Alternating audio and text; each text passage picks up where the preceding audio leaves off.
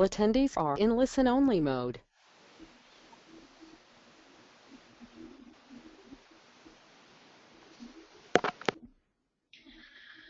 Hello everyone, and welcome to today's webinar. It's our second webinar brought to you by ACWA, GWPC, and ASDWA on our state and EPA Clean Water Act, Safe Drinking Water Act Toolkit on using more effectively protecting drinking water by having Clean Water Act and Safe Drinking Water Act programs work together. So today's webinar is on using water quality standards and also monitoring, assessment, and impaired waters listing to protect drinking water. So these are for sections 1 and 2 of the toolkit. Next slide. So just a quick note that this webinar is being recorded, so everyone within about a week you'll have the opportunity to view it and hear it. And next slide. When you have questions, feel free to type on the question panel anytime that you like during the webinar, but we will wait until the end of the webinar to answer those questions. Next slide. Okay, so today's webinar is part of a 4-webinar series, and it's the second of the 4. On the first webinar, we provided an overview of each section of the toolkit. And the subsequent 3 webinars, including today's on water quality standards and monitoring, assessment, and impaired waters listings, on specific sections of the toolkit and dig into each of those sections in some detail, also with state examples of work being done related to those sections. Next slide.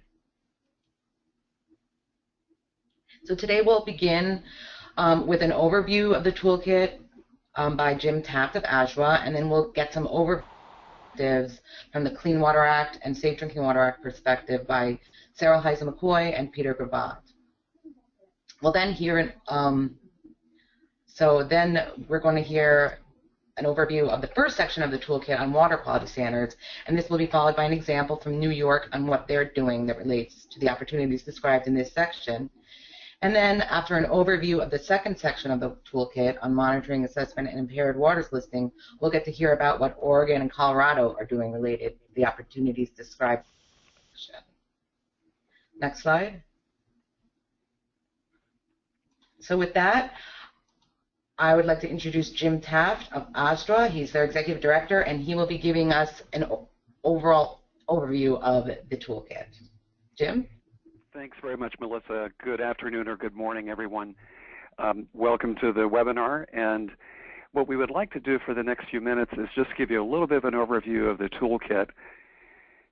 We did this during the first webinar, but we would like to actually repeat a bit of it for the particular reason that a number of you were not able to get on the first webinar due to some technical glitches. So we'd like to kind of go back and just do a little bit of an overview of how we got to where we are today, what this effort is all about.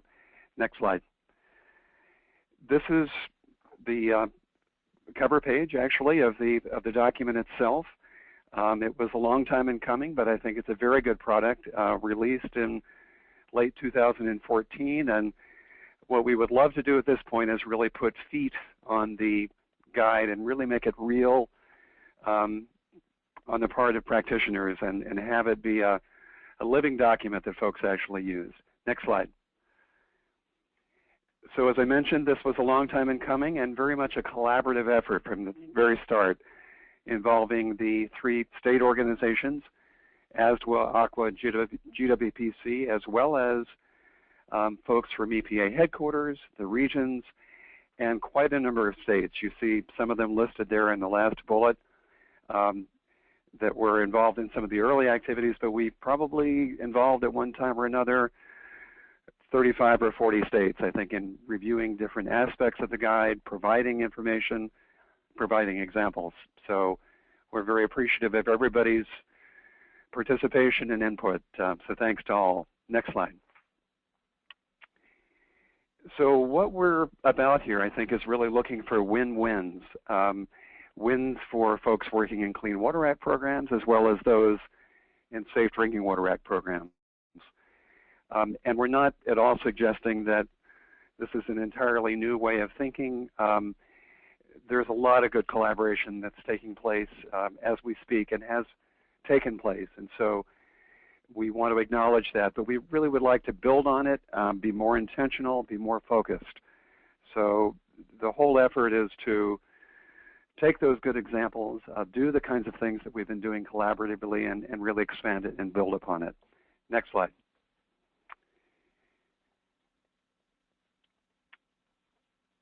So the toolkit has a number of elements to it and a number of facets. We provide some specific recommendations. We have some real-life examples based upon work that's has taken place or is taking place to show that these concepts indeed do work and are based on collaborative, cooperative efforts and have some great synergy. We want to, frankly, kind of embed them in the way that we do business.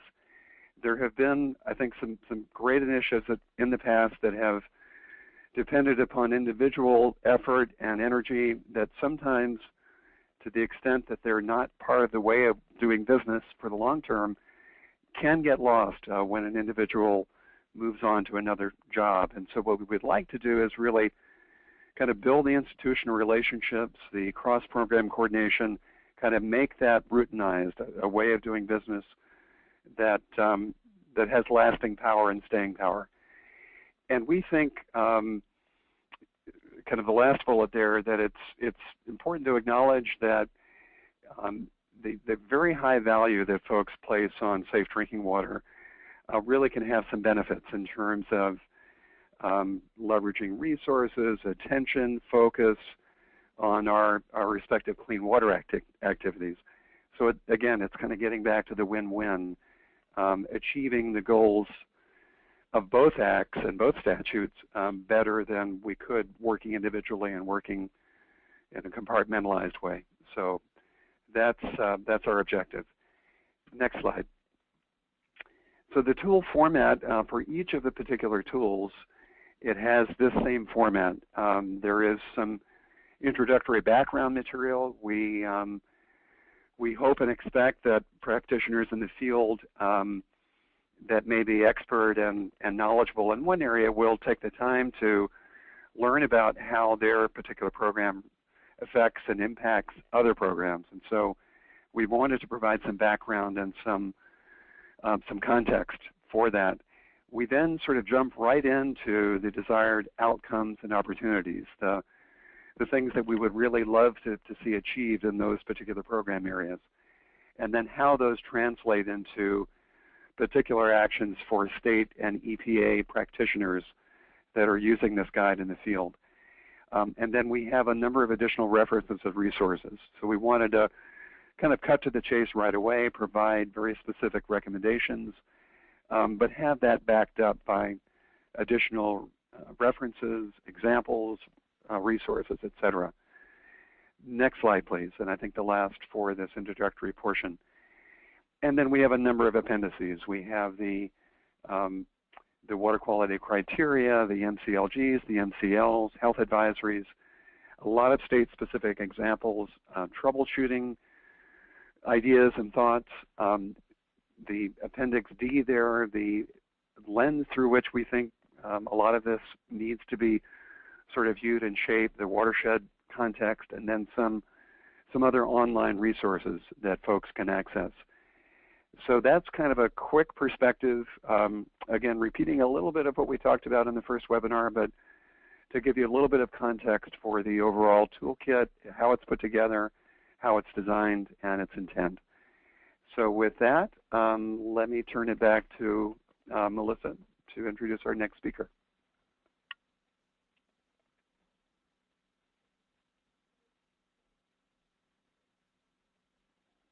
Melissa, if you're on, I can't hear you. Okay, great. Yes, sorry, I just unmuted myself. Thanks, Jim, for that overview. So next, we are going to hear from Sarah Heisel-McCoy. She's the Division Director of the Standards and Health Protection Division in EPA's Office of Science and Technology, and she's going to talk to us for a little bit about the Clean Water Act perspective of this toolkit. Sarah? Thank you, Melissa. So So I think, as we all know, the national drinking water standards and treatment at public water systems to meet drinking water standards under the Safe Drinking Water Act are part of a multi-barrier approach to reliably provide safe drinking water to the public. But I think we all understand that protecting water quality at the source is also an important component of protecting human health in drinking water. Although surface water is the source of drinking water for 67% of the public, the Safe Drinking Water Act does not confer any real authority to protect surface water. The Clean Water Act states that water quality standards shall be established taking into consideration their use and value for public water supplies, as well as propagation of fish and wildlife, recreational purposes, and agriculture, industrial, and other purposes. So the Clean Water Act recognizes and understands that surface water, in some cases, will be the source of drinking water. But there are lots of differences between water quality criteria under the Clean Water Act and MCLs as they're developed under the Safe Drinking Water Act. And these differences can complicate matters. Just a few include that most drinking water standards under the Safe Drinking Water Act apply after the treatment of finished water, while for water quality standards under the Clean Water Act, they apply in the ambient surface waters themselves. Another difference is the fact that national recommended water quality criteria and state-adopted water quality criteria are often more stringent than the federal MCLs under CWA, because unlike the federal MCLs, water quality criteria for human health do not consider treatment technology, they don't consider costs, nor other feasibility factors. And in addition to drinking water intake, water quality criteria account for bioaccumulation of pollutants in fish and fish consumption rates, not human. Another difference, for over a third of the drinking water contaminants regulated under CWA, there are actually no recommended water quality criteria under the national program that are as protective as those under the Safe Drinking Water Act MCL. So that poses particular challenges in assessing and adequately addressing those pollutants in surface waters that serve as the source of drinking water. And the final difference is that CWA standards have a higher bar to meet than the Clean Water Act standards in order to be updated or have new numeric standards added, which can be an issue for addressing pollutants of concern on a regional scale that may affect drinking water. Therefore, some states have developed their own recommended criteria, adopted criteria for pollutants without EPA published water quality criteria or up-to-date MCLs when monitoring and toxicity information are available for those areas. So there are lots of difficulties, but this toolbox is about figuring out ways that we can leverage what can be leveraged across the two programs. Efforts to reduce contamination of drinking water sources can also benefit other water quality goals, such as protecting aquatic life, recreation, and fish consumption. This toolkit goes through each of the Clean Water Act program areas and provides very helpful suggestions and examples for how state regulators can better protect source water, even though the Safe Drinking Water Act and the Clean Water Act are largely incongruous statutes. And I just want to end my little talk saying that I really see these tools as, if not actually opening the door, because I think some things have been done, it's certainly lowering the bar to using creative solutions in very difficult circumstances. I know that I personally, in my time here in the Water Standards Program, I've seen firsthand how when EPA and states work collaboratively, it can lead to very creative solutions. And that's the reason why I really believe that this toolbox will allow for much improved protection across the two programs. So with that, Melissa, I'll hand it back to you.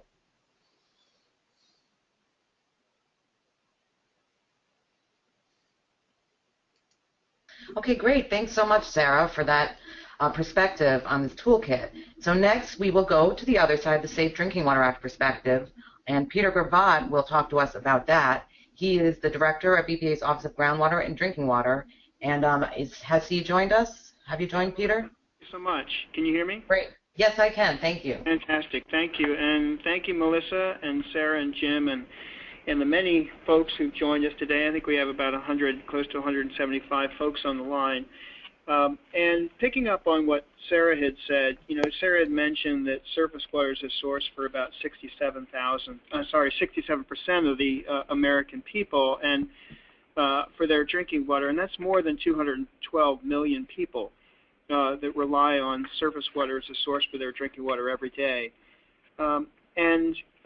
Source water protection adds a very important layer of public health protection from pollutants in surface water. And if we don't focus on source water protection, what we're in essence doing is putting the burden completely on the shoulders of the drinking water treatment professionals to remove whatever contaminants are in the source water and prevent them from reaching the public. And we've seen just in the last year some of the challenges that we face around source water protection. And if we rely solely on the drinking water plants, we may find ourselves in a very difficult situation. So in Toledo with the harmful algal blooms last August, we saw over 500,000 people lose their source of drinking water for the course of a weekend. In Charleston, we saw around 300,000 people in January of last year lose their drinking water for 5 days at a total estimated cost by the governor of West Virginia of around $70 million. And so this presents a tremendous challenge to the drinking water sector and really highlights how important the source water protection provisions in the 1996 amendments to CWA are in protecting the public. So when we look for opportunities to protect surface water, as Sarah said, the Clean Water Act is a very important place for us to go, for us to focus our energies. And thinking about Toledo and Charleston, these were two very different types of emergencies, and the sources of these contaminants were quite different. And it's certainly the case that the Clean Water Act is not the only authority we need to use to protect our drinking water sources, but it's a very, very important one for us to use. So over the course, as Jim was saying, over the course of the last couple of years, officials at state agencies and the national associations, along with staff from our program offices at EPA, and frankly, many of you who are on the line, have helped to contribute ideas that led to the toolkit that we now have available. And I want to thank in particular states and ACWA, ASDWA, GWPC, and all the EPA staff here and in our regional offices for really the tremendous efforts they put forward to produce the toolkit. And it took quite a long time to produce, and all of your efforts are very much appreciated. And I think as Sarah said, this is really, the toolkit is really a starting place for us. And there has been quite a bit of work that's been done around source water protection, including all the states having done assessments in compliance with the Safe Drinking Water Act, the 96 amendments. But there's a lot more that we can do, and the toolkit is a good starting place for us to build on the efforts of the past. And it's really now time for us to put these tools into practice and to use the Clean Water Act authorities to protect sources of drinking water. And I think this toolkit provides some great ideas for how we can do that. The sort of work that we're talking about requires coordination and collaboration across states and tribes and federal agencies and local communities, in fact, and from state program managers and staff for water quality standards and water quality assessments and TMDLs and NIPT's permit writers and watershed managers. An additional resource that my office, the Office of Groundwater and Drinking Water at EPA, is developing is called the Drinking Water Mapping Application for Protecting Source Waters, or GWMAPS. And this internet-based GIS tool is intended to help states and utilities and watershed groups identify and prioritize potential sources of contamination and to encourage protective actions that will certainly include sources that are regulated under the Clean Water Act. So today, I ask each Clean Water Act program manager to look at these ideas and find your niche in your state and in your community to enhance public health protection and coordinate closely with your state CWA counterparts to make sure that we can achieve the goals that are intended in the toolkit. So thanks so much, and Melissa, I'll turn it back over to you.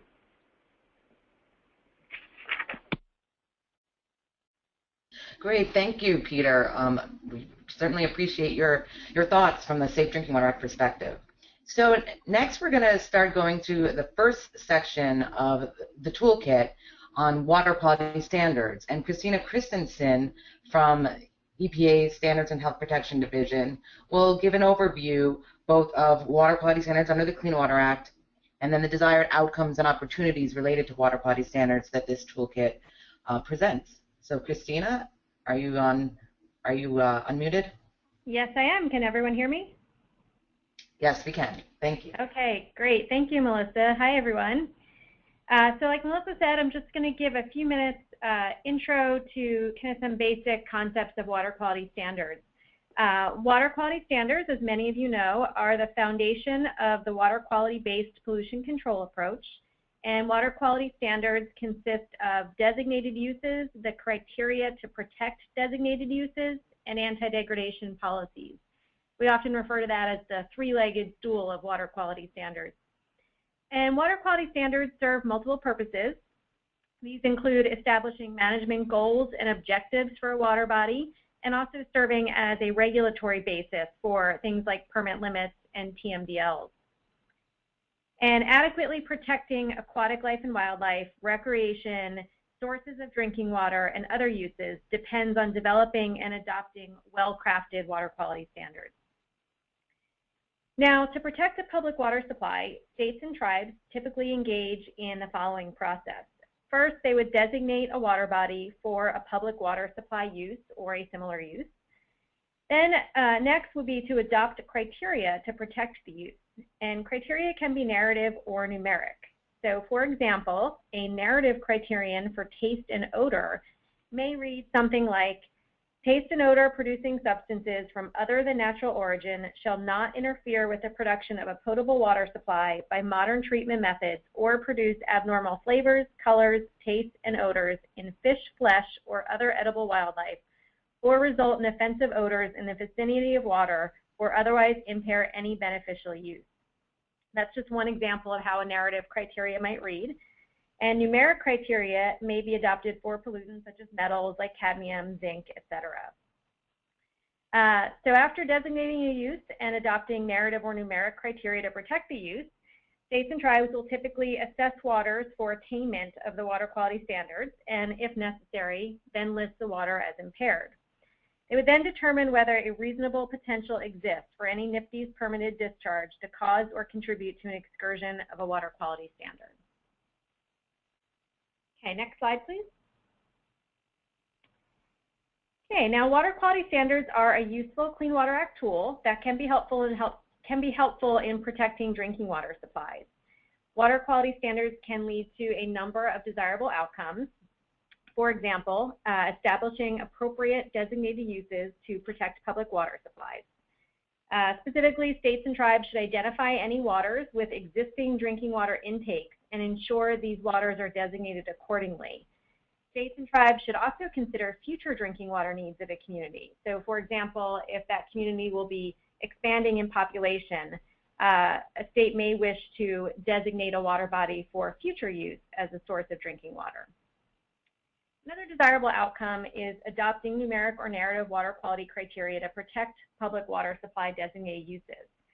Opportunities do exist for EPA to continue revising its nationally recommended water quality criteria tables and sharing updated information, and for states to adopt such criteria for relevant pollutants of concern and or adopt other values where a numeric water quality criterion does not exist. Such other values could include a narrative criterion, MCLGs, health advisory values, human health benchmarks for pesticides, or other scientifically supported values. Water quality standards can also lead to desirable outcomes such as the protection of downstream public water supplies. EPA is highlighting in the toolkit the completion of 3 resources related to downstream protection, including some frequently asked questions on downstream protection, some narrative downstream criteria templates, as well as an online decision tree tool that can be used to guide a state's decision-making process. And last but not least, water quality standards can also lead to the protection of high-quality drinking water sources through anti-degradation tools, such as protection of existing uses and high-quality waters.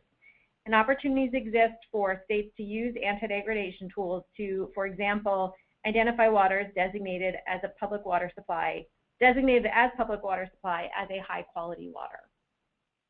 So those are just some examples of the desirable outcomes that water quality standards can offer. And with that, I will turn it back to Melissa. Okay, thank you, Christina, for that excellent overview of this first section of the toolkit on water quality standards. So next we're going to move to an example of a state, in this case New York, on work that they are doing related to this section of the toolkit. And we're going to hear from Jason Fagel of their Department of Environmental Conservation. He is a research scientist and is going to talk to us about how they develop water quality criteria for pollutants other than EPA recommended, for pollutants for which EPA recommended criteria are not available. So Jason, do you want to take it on? Yes, thank you, Melissa, and good afternoon to everyone on the call. I'm going to be talking to you today about state standards in absence of EPA criteria and the needs and approaches that New York has used in this situation. Next. Before we get in too deep into the meat of the presentation, I want to give a disclaimer. Scott Stoner would normally give this talk, but he was unavailable, so I'm sort of doing this as a fill-in. So if I flub anything or can't answer complicated questions, that's why, and I will pass those questions on to him. Next. In New York State, we have a wide variety of water resources that we need to protect. We have Great Lakes and ocean waters, inland lakes and streams, saline and coastal estuaries, and also groundwater and surface water sources of drinking water. Next. Topics that I will cover will be the lack of criteria, both nationally and in New York, what New York's approach has been, and some recommendations for a national approach. Next. So there's a big gap in the national criteria. We have over 84,000 chemicals in the TSCA inventory, but only a few hundred of those have recommended standards associated with them, 150 to be exact. Some substances like PFOAs, the brominated flame retardants, pharmaceuticals, and personal care products, there's no criteria at all. Next. So in New York, we have standards for several hundred chemicals, more than what's listed currently in the 304A section of the Clean Water Act, but it's still not enough. Again, we're still missing the PFOA and PFOS, the perchlorates, PBDEs, and pharmaceuticals and personal care products. So a common question that a lot of our permit writers come to us with is, do you have a standard for chemical X? And we're left scratching our heads with what to do on how to regulate chemical X. So there's insufficient state resources to derive numerical standards for all the priority chemicals in a timely manner. So where do we go from here? Next. So what we've done on a national scale is that we've provided input to EPA on needs. We've given a variety of presentations on what those needs are through the Water Quality Standards Association Fast Track. In 2011, New York led, or Scott led, the Water Quality Standards Management Association effort to assess key state needs and make recommendations to EPA. But EPA's resources are also limited, and we're all sort of searching what the best path is. Next. So what we have done in state, we have a narrative standard that basically states no toxics in any toxic amount. We use a generic default standard for some organics of 5 micrograms per liter. We have guidance values derived using a procedure that's in our standards regs. So we have a water quality standards in regulation for a number of chemicals. Then on top of those, we have guidance values for even broader field of chemicals. And we also have risk assessment procedures in the state regulations that allow us to assess chemicals that are not listed specifically in the regs. Even with those steps, we're still working to keep up. Next. So our generic default of 5 micrograms per liter applies to drinking water and groundwater water sources. We label those group of compounds as principal organic contaminants. Again, 5 micrograms per liter for each of those substances is standard. It's based on a New York State Department of Health drinking water maximum contaminant limit. We've been using that 5 microgram per liter limit and associated list since 1989. The list of chemicals has expanded since 1989, and there's hundreds of chemicals covered by that POC limit. Next. Our guidance values, they're not in regulation and therefore not standards. They do go through a public review process similar to any new water quality standard that we would propose in New York. We do use them in permits to set speedies limits. They're derived by the same procedures in regulation that we use to derive the water quality standards. So the process is the same, just the regulations backing them are not as strong. Next.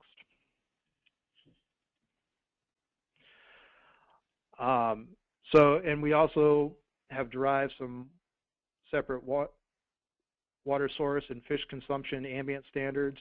The procedures to derive these standards is again in the regulation, even though the chemicals associated with them are not listed specifically. These procedures are consistent with EPA national recommendations. We use a 1 in 1 million cancer risk level and fish consumption rate of 33 grams per day, a 20% reference dose. And we use authoritative body assessments where possible as starting points, similar to EPA or Cal EPA or ASDWA would recommend or do. Next. So substances, we're still left with a large number of substances without standards. We've addressed more of them, but we're still playing catch up. And again, we're trying to, that goal of 84,000 chemicals in TSCA is something we keep in mind, but probably never going to reach. So when we're faced with something that we don't have a standard with, do we allow any discharge of it or not? What concentration do we allow? And do we, our general approach, do we go with a presumption of innocence or not toxic, or a presumption of guilt, or in that case, toxic? So these are questions that we ask ourselves as we go along this process. Next. And these are some of the options that we have going into the future. We can go with more generic defaults similar to our 5 microgram per liter POC limit. We can ask EPA for some guidance on additional criteria, or we can go down the road of sharing state resources. And questions, if we're going to go down that road, questions we need to ask ourselves is how do we incentivize and maximize that sharing of resources? Who is tasked with maintaining the research and associated derivations of the new standards that we would come up with collaborating, and what gets added and at what stage. Different states might have different priorities, and how do you get all those priorities in line to benefit the most parties? Next. So, and this is all leads to what legacy do we want to leave with regarding water pollutants and water quality standards? Next. And there's my contact information and also Scott's contact information. Like I said before, if you do have complicated questions, you're probably better off emailing Scott, and he will get back to you when he returns. Thank you, Melissa. That's all. Great. Thank you, Jason, for that really informative and interesting presentation. I think can serve as a really useful example for other states interested in deriving criteria for non-304A pollutants. So now I'm going to go over, give an overview of the second section of the toolkit on monitoring, assessment, and impaired waters listings. Under the Clean Water Act, Section 305B, state waters are assessed every 2 years, and that assessment includes determining whether water body conditions are attaining water quality standards. Most states then compile the data and findings from their 305B report to produce what is called a 303D list of impaired waters, and this is a requirement under Clean Water Act Section 303D of the Act. So this, through this, states identify waters that are not meeting water quality standards, so they're called impaired, or at risk of failing to meet water quality standards, called threatened. And then they determine whether a TMDL is needed to inform and guide restoration of those waters. Next slide. Okay, so now I'm going to go over some of the desired outcomes and opportunities that, well, actually the desired outcome and some opportunities that the toolkit presents in this section. So the overall desired outcome is that source waters used for public water supplies are assessed for attainment of drinking water uses and with stakeholder involvement. So the opportunities are assessment and listing methodologies and monitoring, data collection, and sharing. So under the first section, assessment and listing methodologies, in general, state assessment methodology could describe a process for making assessment decisions about drinking water use support. For example, be a process that allows for other guidance values like MCLs, health advisory values, pesticide benchmarks, etc., to be used in assessment of drinking water uses. And I think Jason gave us a nice example of how they use that sort of a process in New York. Also, under the assessment and listing methodologies, states and tribes have discretion when it comes to both prioritizing waters for monitoring of water quality and for TMDL development. And so increased consultation between drinking water programs and Clean Water Act programs can result in greater involvement of those drinking in the assessment and listing process, as well as improved efficiencies. So those coordinated activities can expand awareness of and accounting for source water protection concerns, and hopefully an improvement in source water quality. Benchmarks for adequate treatment may also have water quality standards that include an expectation that adequate treatment will be provided by water supply operators. So drinking water programs might want to work with their Clean Water Act counterparts to help establish the benchmarks for adequate treatment. For example, no more treatment than that which is necessary to address naturally occurring pollutant concentrations. That would be an example of a possible benchmark. And finally, under this section, assessment and listing methodologies, states might want to consider impacts. So in assessing water body condition, drinking water and 303D listing programs might find it useful to look at different water quality concerns that have the same pollutant precursor. So drinking water impacts can show up as downstream effects, in other words. So, for example, harmful agrotoxins and disinfection byproducts. And these are related to upstream contaminants or precursors, such as excess nutrients. And so, therefore, it might be useful to explore opportunities to consider upstream water's impact to downstream drinking water sources as part of the state's assessment and listing methodology. So going on to opportunities under monitoring and data collection and sharing, Clean Water Act regulations direct states to evaluate all existing and readily available water quality related data and information when developing their 303D lists. So data sharing can help avoid duplication of efforts and fill gaps in water quality data collected by both Safe Drinking Water Act programs. It can also be useful in identifying regional water quality programs and guide future sampling plans. So Safe Drinking Water Act programs could provide Clean Water Act counterparts with source water intake and wellhead locations via GIS. And those 303D listing programs might also benefit by using the delineation maps of public water supply source water areas that have been developed by state Safe Drinking Water Act programs under their source water assessment program. So also different kinds of data that states could take advantage of include data that utilities may have. They might have monitoring data for pollutants for which water quality criteria exists or could exist in the future. There's also monitoring under the unregulated contaminant monitoring rule that can be useful. And listed here is a whole bunch of other kinds of sources of water quality data, such as 319 projects, TMDL reports, watershed groups, etc. And so finally, states, tribes, and EPA can develop formal communication or coordination channels among the programs at the state and federal level, which could be helpful to achieve an effective, efficient way to accomplish these kinds of ideas. So next slide. All right, so our first example under this section of the toolkit comes from Carla Urbanowitz of Oregon Department of Environmental Quality, and she's going to tell us about what her state is doing related to this section of the toolkit. Carla? Thank you, Melissa. Good morning to those of you on the Pacific Coast. Can you hear me okay? Okay, I will assume you can hear me. Yes, we can hear you. Okay.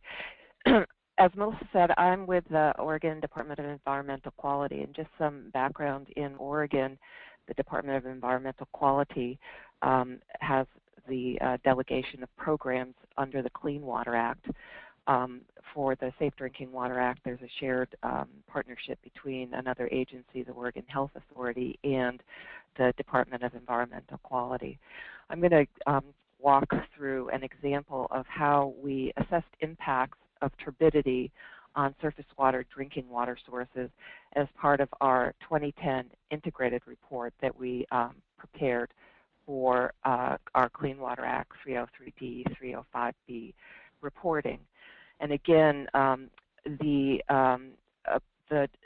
point of the 303D is to identify the impaired waters in the state, and these are waters that don't meet water quality standards or don't support beneficial uses.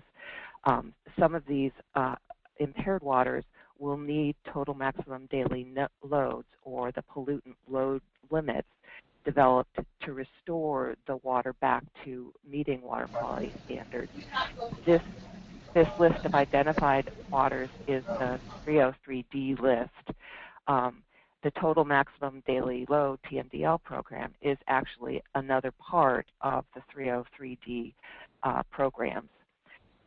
There are some impaired waters that may be identified through this process, but they don't require TMDLs, and some of these are waters that are impaired because of conditions like low flow or habitat modification, or because the background natural water quality condition does not meet water quality standards. So they fall outside of the programs that we follow up with TMDLs for.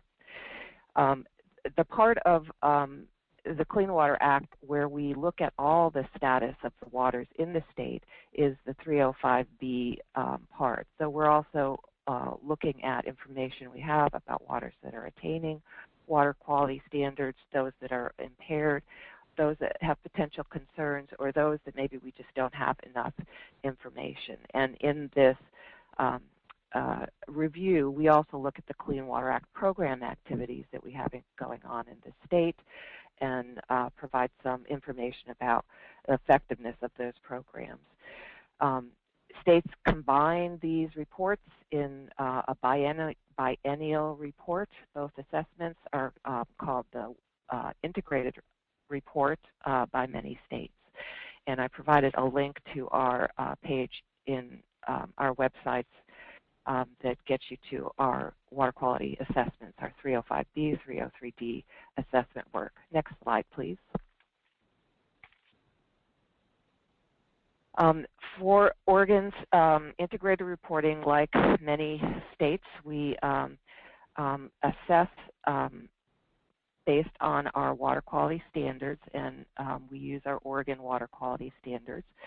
We use all the available data and information we have, and we provide the protocols and rationale in a document that is provided with each cycle of the integrated report that gives the methodology that we used to produce the conclusions for that. And the conclusions from one cycle of the report are carried forward, and they're updated with successive biennial cycles of the reporting. One final note is that EPA has a role in the approval of this 303D list.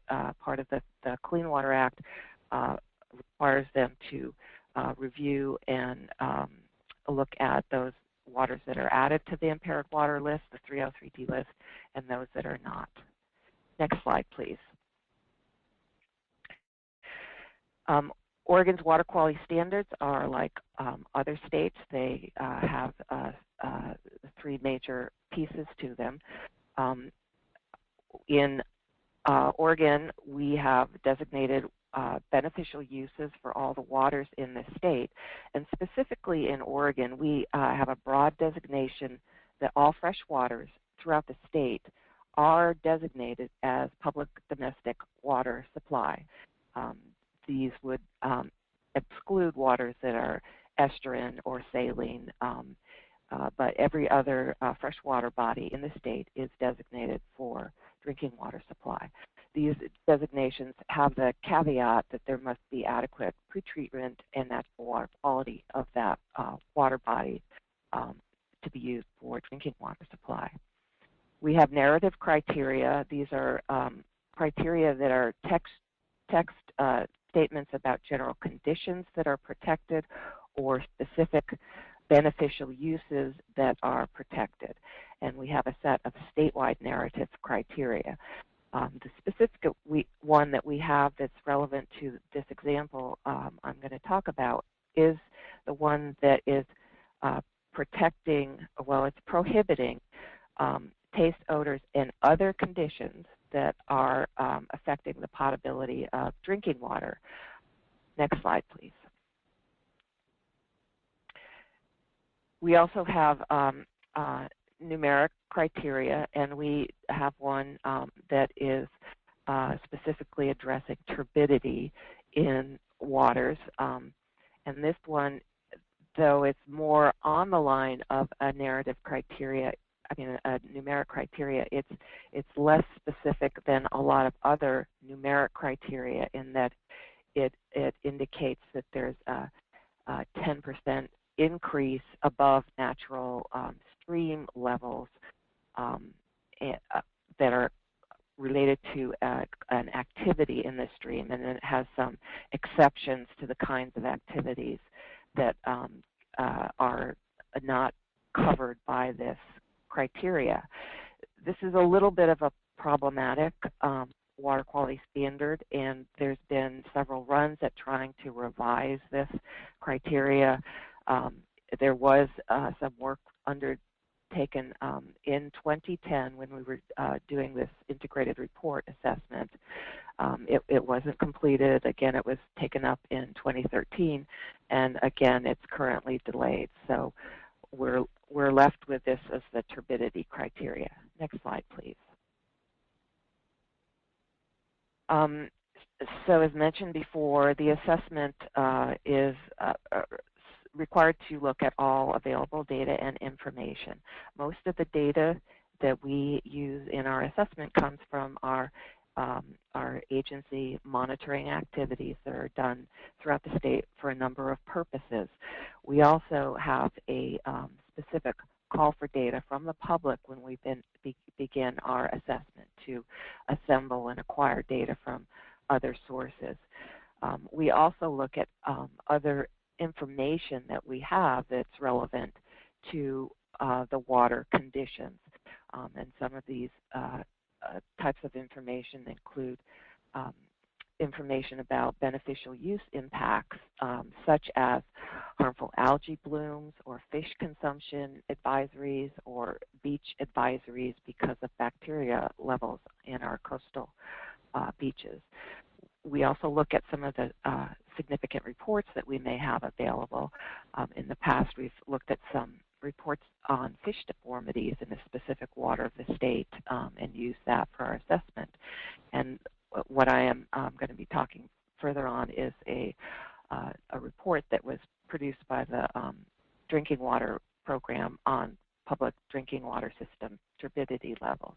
Next slide, please.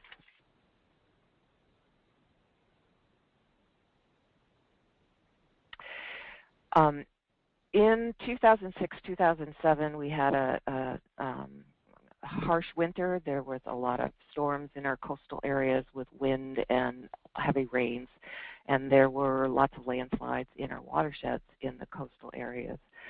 Many of those watersheds are drinking water sources.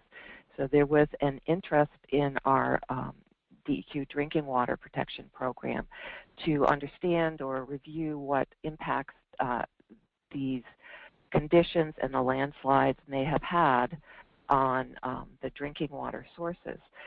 So our drinking water program collected, well, they started by surveying the public drinking water systems to ask about landslide impacts and use the information reported by those systems, and then further collected the turbidity data that was available from those systems, and summarized and produced a report. I provided on this slide a link to that report, and it was available in June of 2010. Next slide, please. So this report looked at the impacts on the public water systems using the Safe Drinking Water Act standard of finished water requirements to be within a range based on some of the treatment technologies that were used by those supply systems. Critical number is that shutdown when turbidity was above 5 NTUs was an important factor, and while other systems might be able to handle higher turbidity levels.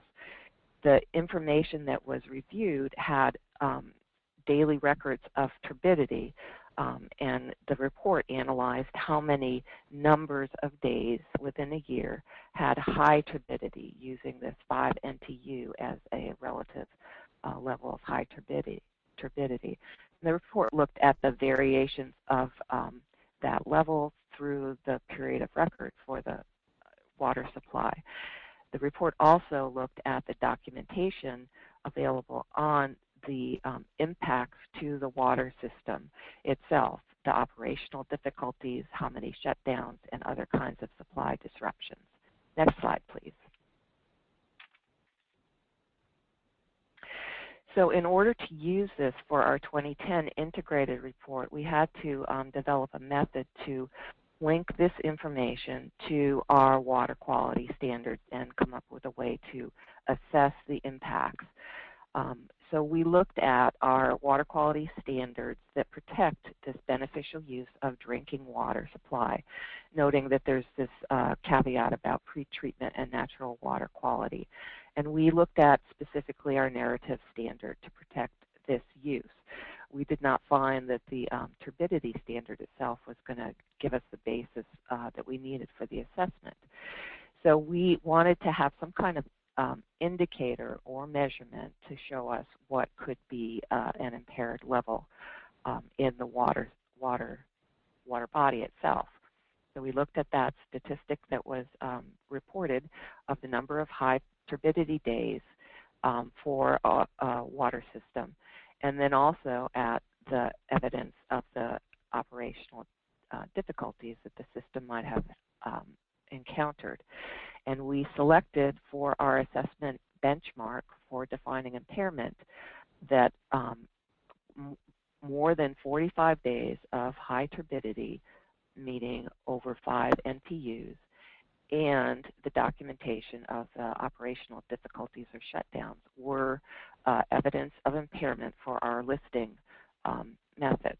We also were looking to see what would indicate good water quality or attainment. So these benchmarks we used were that there were less than 45 days of high turbidity, or that the water supplier didn't have operational difficulties because there were other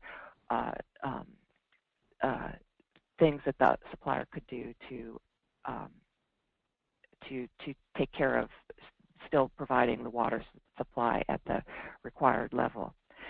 And I provided a link to the methodology document that we have for our 2010 integrated report, and in it is a specific section that describes this methodology.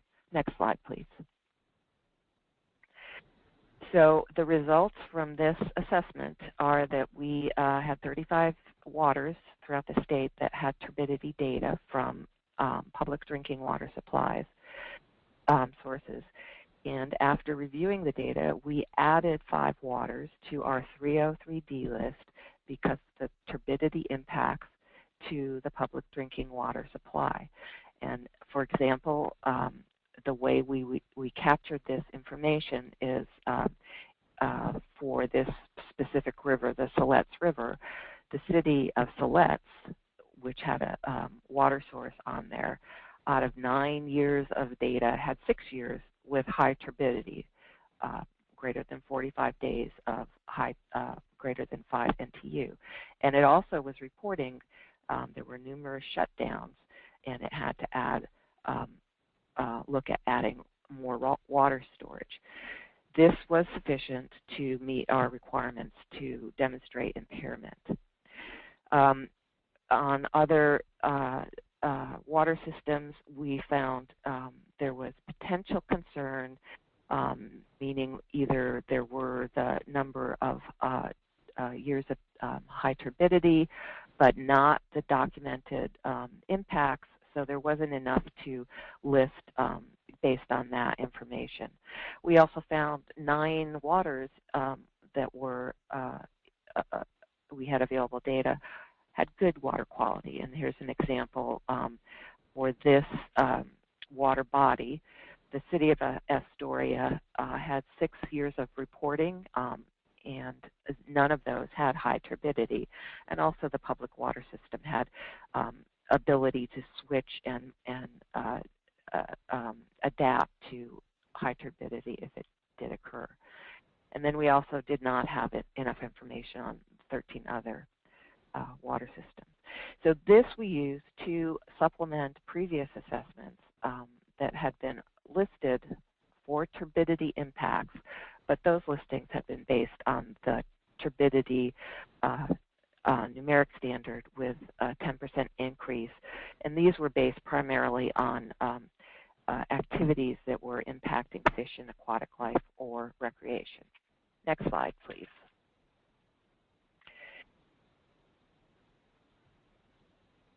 So the outcome of this assessment in 2010, we provided our draft assessment for public comment, and we received some comments criticizing this methodology for the turbidity impacts on the water systems. And the claim was that the turbidity was due to natural variations in weather and rainfall.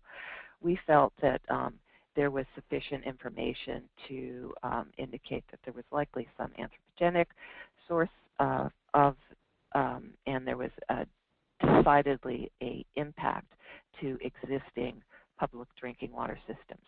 So we listed our 5 additional waters. EPA did approve these additional listings for 2010.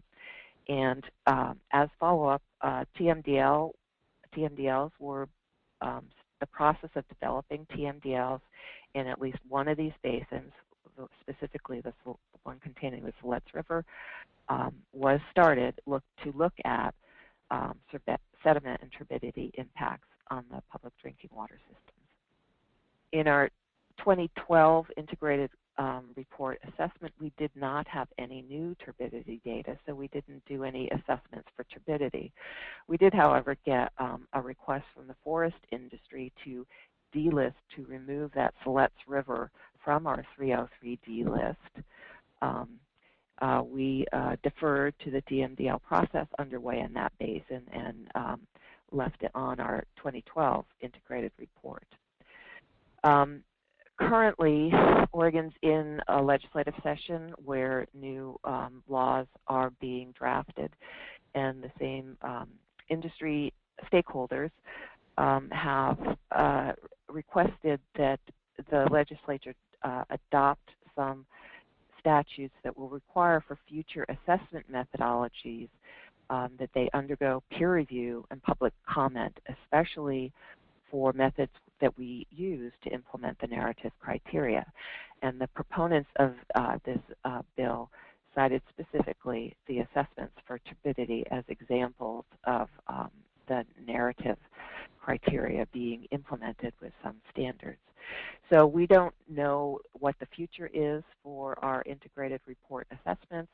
We certainly will continue to look at all the available information we have and try to come up with methods that are consistent with our water quality standards and that appropriately reflect the status and condition of our waters. Next slide.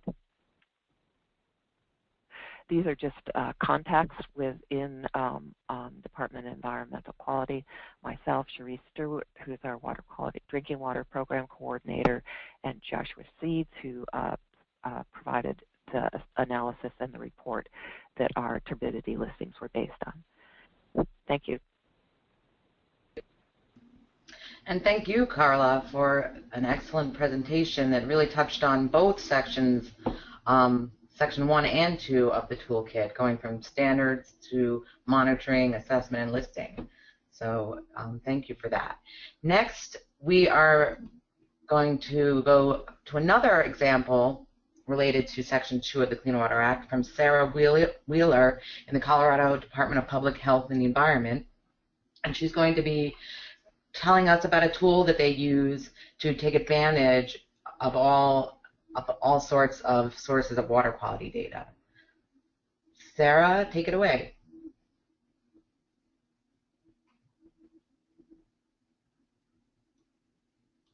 I think you're muted, Sarah.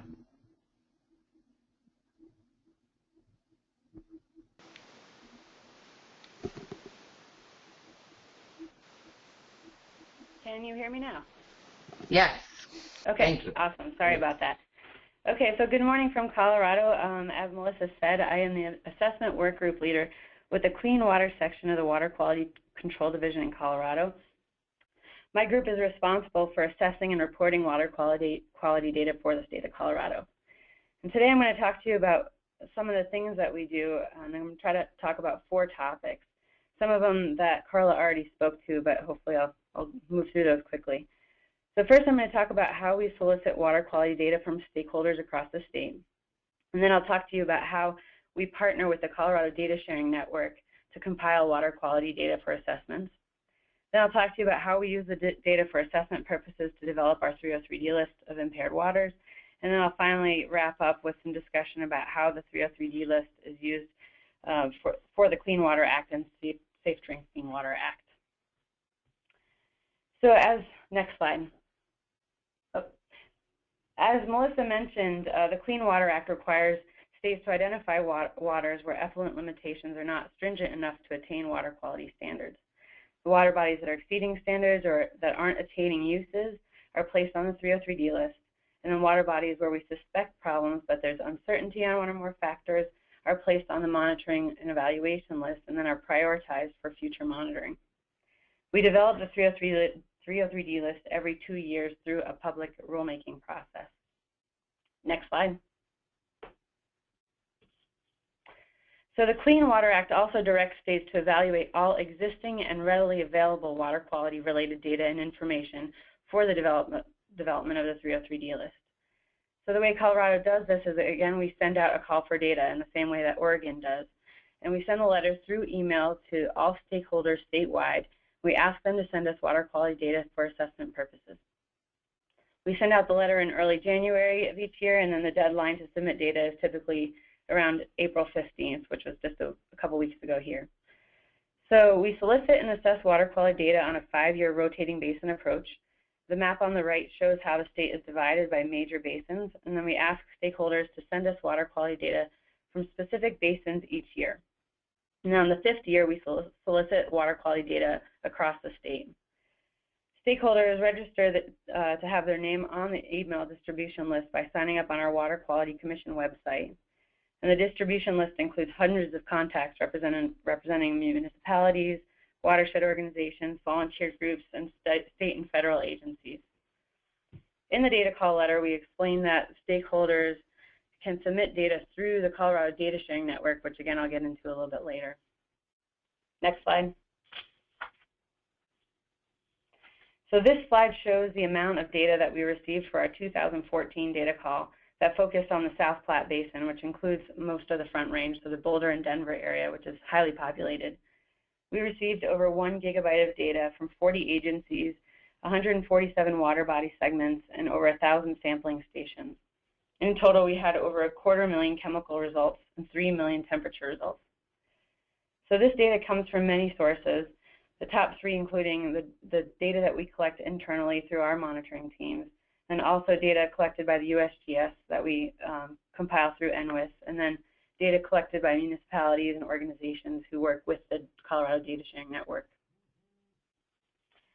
One of the biggest challenges, next slide, one of the biggest challenges that our group faces is taking all of the data that is submitted through our data calls and cleaning it and molding it so that it's in a form that we can use for assessment purposes. So we like to make the analogy that it's like every organization is submitting data in different languages. Then it's our job to translate and transform the data so that it's all combined into a single combined output. So this involves evaluating qualifiers, investigating analytical methods, transforming units, and so on. So in order to handle this large amount of data, we've developed several tools in Excel that allow us to automate both the translation and the assessment of this data. We have a team of scientists that then use these Excel tools to assess water quality data. We compare it to ambient conditions with adopted water quality standards, and finally we make decisions about what water bodies are impaired or attaining standards. Next slide. So now I want to talk to you a little bit more about the Colorado Data Sharing Network and the role it plays in our assessment process. So I don't personally work for the Data Sharing Network, but we use their site as a resource for data. I was hoping to recruit somebody from the Data Sharing Network to help me give the presentation, but nobody was available. So we may have somebody on the phone that can answer questions later if we have more questions, and I can also share contact information later. So as I mentioned earlier, one option that we provide stakeholders in our data call is that people can submit data through the Colorado Data Sharing Network, or what we call the CDSN.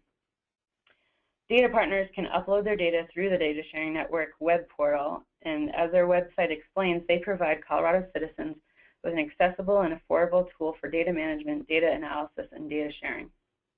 Currently, the CDSN makes available 2.3, I think actually they're up to 3.3 million water quality results from 65 organizations and over 11,000 monitoring locations in Colorado. So the map on the screen right now shows was taken directly from their website. You can see people can browse a Google map and focus on a specific watershed of interest to see who else is conducting water quality monitoring in the area. The list of data partners and organizations is on the left, and you can select which organizations you want to show up and then see where their monitoring locations are on the map.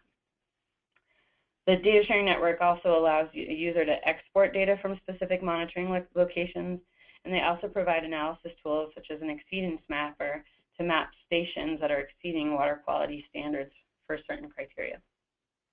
The next slide. The mission for the Colorado Water Quality Monitoring Council and the Data Sharing Network for both is that they are to facilitate water quality monitoring and seamless data sharing among all interested parties to accurately characterize water quality in Colorado. The Data Sharing Network was started as a common need was identified for data sharing that was relevant and inclusive. Data submitted through the Data Sharing Network is done through a common business rules and is a way for data collectors in various watersheds to leverage existing efforts and resources and not duplicate resources. So the goal is to be able to see who's monitoring what, where, and when, and then the goal is also that for a single data point to be used multiple times for multiple purposes. Next slide. So this is actually a picture of a screenshot from the National Water Quality Monitoring Council website, and it has a bunch of resources for anyone who's interested in forming a data sharing network or for people who want to learn more about statewide collaborations. If you Google National Water Quality Monitoring Council, you can find this an inventory with contact information of these shared networks. And the way I found it was going to www.acwi.gov, and then you can navigate through monitoring and networks to find more information. Next slide. Here's also another screenshot from their website that shows various other state data sharing networks and state regional monitoring councils. And I'd like to point you to California, the first link on the top there. When I spoke to somebody from the Colorado Data Sharing Network, they recommended that people check out California's website because they've done it a little differently than Colorado. And Colorado, the Data Sharing Network hosts data, so people submit their data into the network, where I think California really just provides links to other databases and other resources. Again, if anybody has a specific interest in forming data sharing networks, I can send contact information for somebody who knows a lot about how to form a network. The next slide. So now I wanted to conclude with a few slides that explain how the 303D list can be used for protection of drinking water sources. So the focus of our talk was on the data call and data assessment for the development of the 303D list. We wanted to also touch on how assessment work is used by other programs in our division. So the Colorado has a water supply use classification based on existing or potential uses for a water body. We have both health-based water supply standards such as arsenic, nitrate, and nitrite, and we also have secondary drinking water standards such as iron, manganese, and sulfate to protect against taste, color, and odor issues. Next slide. In 2012, this chart actually shows our 303D list. You can see that there's 12 total 303D listings and 3 monitoring and evaluation listings for water supply-based impairments. We actually expect these numbers to increase pretty dramatically in 2016 because we recently changed our standards for arsenic specifically. Previously, we only applied the standard to a buffered area near a drinking water intake that was actually supplied by our swab counterparts. However, the standard changed in 2012-ish to apply to the entire segment instead of just a buffer near the intakes. So we expect these numbers to rise. So once we place a water body on the 303D list, include that it's impaired for drinking water supply, then a TMDL is developed, also by our group. As a part of the TMDL process, we look at sources of pollutants, and then we come up with a plan to reduce pollutants so the water quality is restored and a water body can come back into attainment of standards. Next slide. So Colorado currently has 6 approved TMDLs for water supply impairments. And then I just wanted to provide an example finally to wrap up about how impairment information is used to prioritize non-point source projects on segments that are currently impaired and on the 303D list. So for example, in 2014, our Source Water Protection Plan program and our non-point source program with local Watershed Council of Governments wrote an integrated action plan for the Upper Arkansas River Basin.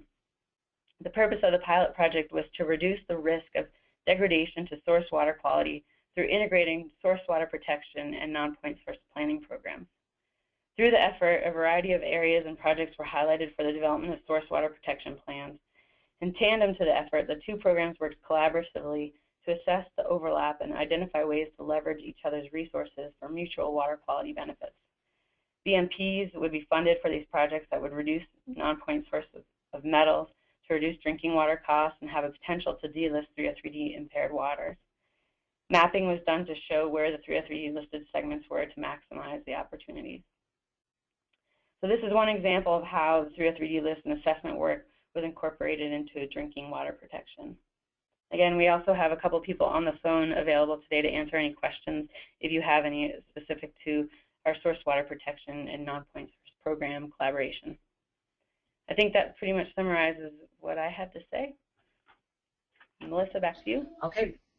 Yes, wonderful. Thank you, Sarah, for that really interesting presentation on how Colorado efficiently gathers and manages and shares data that can be used to assess waters for drinking water uses, and as well as for the tips that you shared. So next slide. That brings our presentation part of this webinar to a close. We have received some questions that I'll start going through, and feel free to add any more questions that you may come up with as I'm going over these. So first, we'll start from the beginning. There's a question for Jason, which is, are guidance values placed in permits? And if so, how do you enforce, or can you even enforce, guidance values?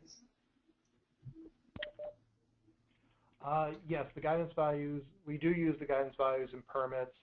I don't know when they're challenged, how, hello?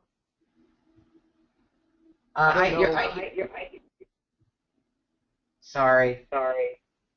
Can you hear me? I'm getting an echo, but keep going, Jason. Oh, is this better? Yes. Okay. So we do use guidance values in the speedies permits. I don't really know if and when they're challenged, how that has worked out in the past. Like I mentioned in the presentation, the guidance value, the procedure that we use to set the guidance values is codified in the water quality standards regulations. Again, if you wanted to follow up with Scott Stoner on that, he would be able to give you more details. Sorry about the audio fumble. Oh, no worries. It might have been from my end. Okay, so thanks for that answer. Now, there's another question. This might be for EPA. If a state did not assign a public water supply designated use to a surface water being used as a public water supply, would EPA promulgate the use for that water body? Maybe Christina or Sarah, if she's still on the line, can answer that. This is Christina. I can try and answer that question. So public water supply use is kind of what we refer to as a non-101A2 use, meaning it is addressed in the Clean Water Act in Section 303C2A. States have more discretion in designating the non-101A2 uses than they do in designating a 101A2 use, which is more of the aquatic life or the recreation in and on the water. So typically speaking, states can have discretion in terms of whether or not they choose to designate a public water supply use. So, I mean, I guess the answer is that we would, unless there was a specific circumstance, or, it's kind of hard to answer the general question, but I would say we probably would not promulgate a drinking water use unless there were some kind of specific circumstance which would require that. Okay, great. Thank you, Christina. I think this next question is also for Jason. Are there any examples of how your standards are incorporated into MS4 general permits? I do not know an answer on that one. I'm sorry. So the person who asked that could reach out to Scott Stoner if they would like more info. Yeah, and his email is scott.stoner@dec.ny.gov. Great. Okay. So now a question for Carla in Oregon. How did ODEQ distinguish anthropogenic events? Did ODEQ overlay precipitation data with turbidity data? And Carla, I think you're on mute.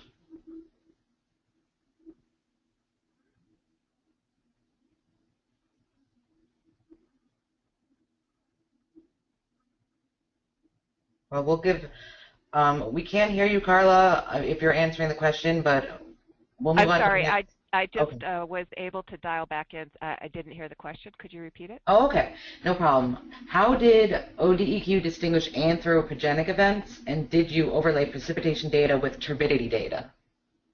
No, as part of the assessment, we didn't distinguish that, and that is what is being done now in the TMDL.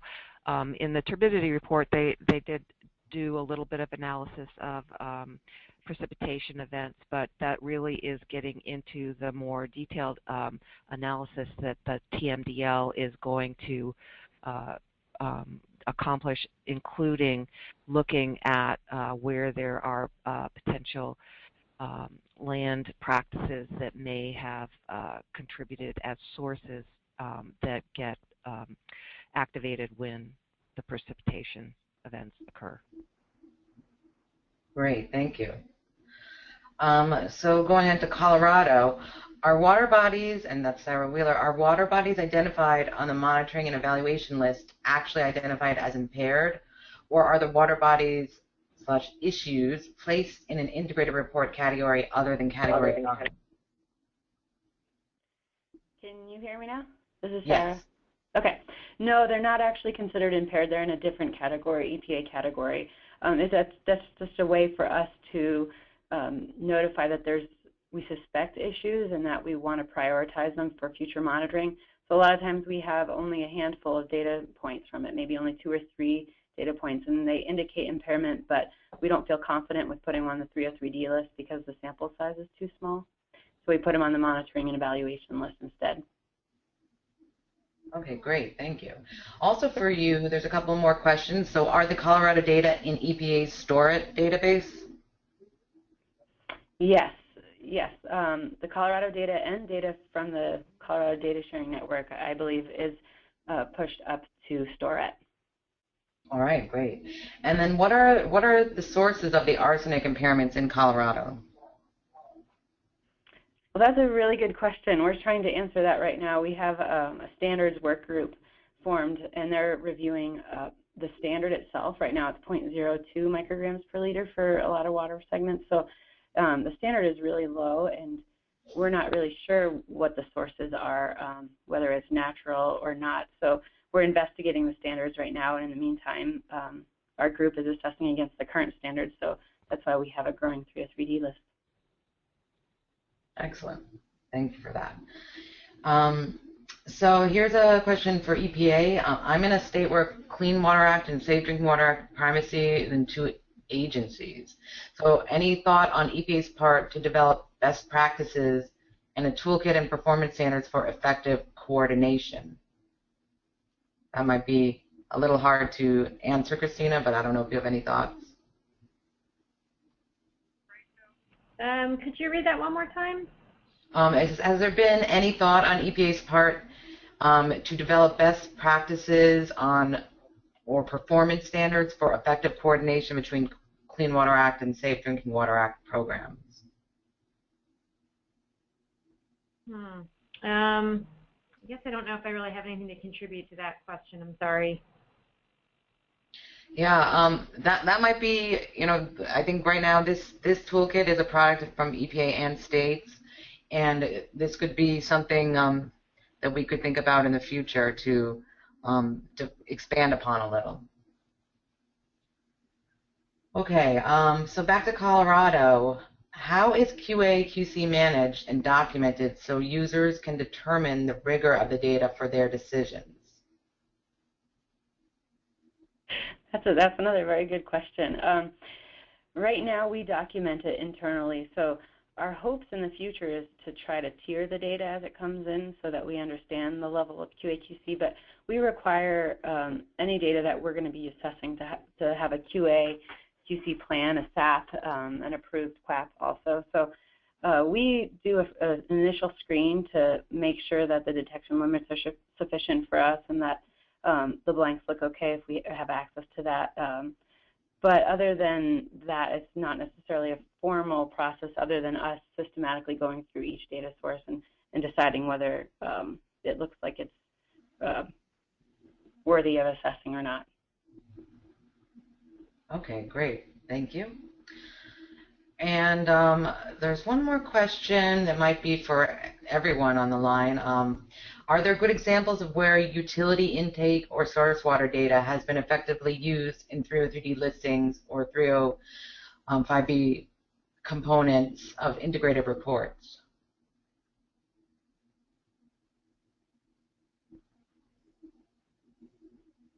And I suppose from Oregon, is that, so I would say that's kind of what you talked about, was the public water supply utilities data. Right. That's this is Carla in Oregon, and that was data that was held by the water systems, and it was put together in a report and then used for the assessment purposes.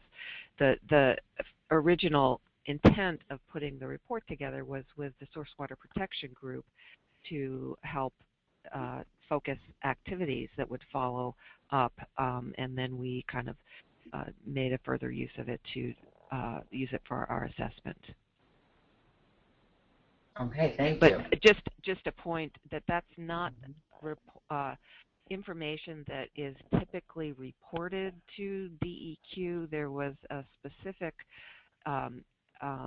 effort to go out from our source water protection people to assemble that data. It's not, easily gathered. It's not routinely reported, and it was it's not a repeated reporting that is being done. Okay, I see. Colorado, Sarah, are there any utilities that provide data to your sharing network? Yes, definitely a handful of utilities regularly share. A lot of them use the data sharing network. We currently have a Regulation 85 that requires utilities to report on nutrient data. So a lot of times they report for the regulation, and then we also use it for assessment purposes. Great, okay. And there was a follow-up question on how can we encourage more sharing of utility data for these purposes? I guess on Colorado's side, well, you have a regulation that's certainly encouraged.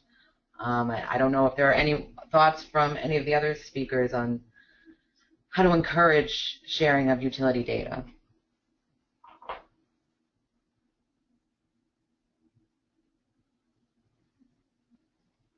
Well, this is Carla in Oregon, and I think some of the efforts that the EPA and the National Water Monitoring Council are putting out to get these portals for data are good efforts to make the data from different sources available to any type of user out there.